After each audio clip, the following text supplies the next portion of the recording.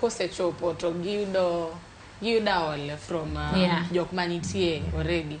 Koro ineno point miwacho ni koro ng'ato onego go simu to yudo ka most of the time ka ng'ato biro maybe help no be poko chopo.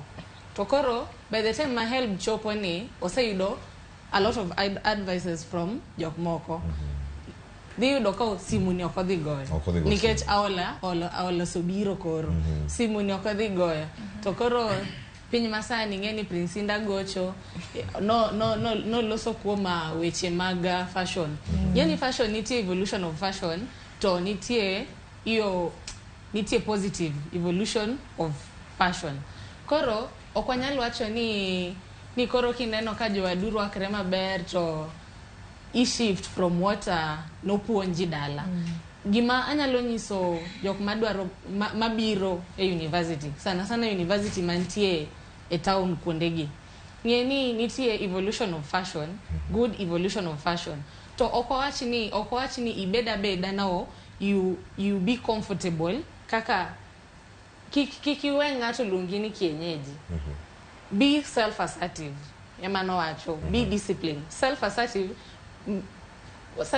assertiveness means that ing'eyo kaka ka walk oko to jidingia nade.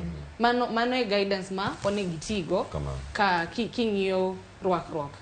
Aya to kichope e weche pesa ing'iyo ni katiyo kode kaka giwacho the impact anadi kata kiwejo dala nikech mama uongego baba uongego kisetiyo gi 16 te at once dongin midhi bed on the losing end. Ero kama na inya Faith Melvin wato kanyo ni pesa ni bende en mana gafla bilvu iwacho ni no suna hadda yuda kanyo to odo kama to dhi makoro kar pesa no kama no mondo monga dia ne mke yuka acha ni kono ni kama gintie kata to ginene na de pek chal kada medo kar pesa no samoro yudo help between to school